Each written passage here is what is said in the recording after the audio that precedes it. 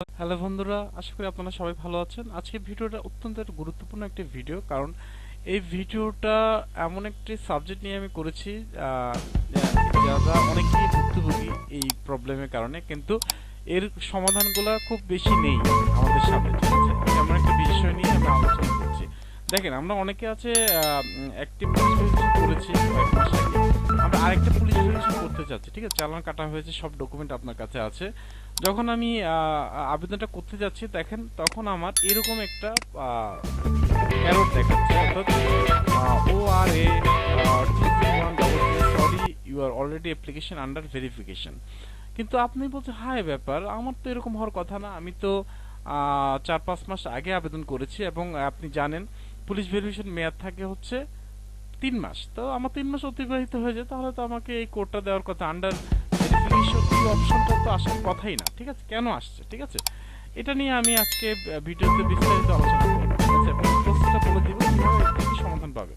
আচ্ছা, এটা দুইটি কারণে হয়। যদি আপনার অ্যাপ্লিকেশনটা 3 মাস হয়েছে, আপনি অ্যাপ্লিকেশন করেছেন, আবার করতে চাচ্ছেন 3 মাসের মধ্যে, তাহলে এই প্রবলেমটা হতে পারে। আরেকটা প্রবলেম হতে পারে, যদি আপনার 3 মাস হয়ে গেছে বাট এইটা আপনি যে অ্যাপ্লিকেশন করেছেন সাধারণত অর্থাৎ পুলিশ হেডকোয়ার্টার থেকে এটাকে ডিলিট করে দিতে হবে আপনার অ্যাপ্লিকেশনে, যদি 3 মাসের মেয়াদের যখন বেশি হবে। ঠিক আছে, পুলিশ হেডকোয়ার্টার থেকে যদি ডিলিট না করো আপনার আপনার প্রিভিয়াস অ্যাপ্লিকেশন, তাহলে আপনার এই ধরনের প্রবলেমটা হবে।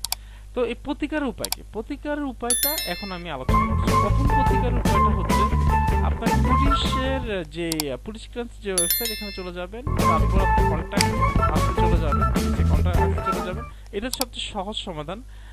আপনি এখান থেকে যাদের যোগাযোগ পুলিশ হেডকোয়ার্টার যে হেল্প নাম্বার আছে, এই দুইটি নাম্বারে আপনি সাপ্তাহিক ছুটি ব্যতীত, অর্থাৎ বৃহস্পতিবার থেকে শুক্রবার, সরি রবিবার থেকে বৃহস্পতিবার 9টা থেকে 4টার মধ্যে আপনি ছুটি ব্যতীত, সরকারি ছুটি ব্যতীত আপনি তাদেরকে ফোন করে আপনার পাসপোর্ট নাম্বার, আপনার ভোটার আইডি কার্ড নাম্বার দিয়ে আপনার আগের অ্যাপ্লিকেশন ডিলিট করার মাধ্যমে আপনার সমস্যার সমাধান করতে পারেন। যদি সমস্যার সমাধান না হয়, তাহলে কি করবেন? তাহলে দ্বিতীয় পদ্ধতি আমি দেখাচ্ছি আমি কিভাবে করেছিলাম। আমার একটু প্রবলেম হয়েছিল, আমার এক পরিচিত, আমি এই প্রবলেমটা সলভ করেছি কিছুদিন আগে। তো আপনাকে তাকে মেল করতে হবে, আপনি পুলিশ হেডকোয়ার্টারের এখানে মেল করতে হবে। ঠিক আছে, মেল করতে হবে।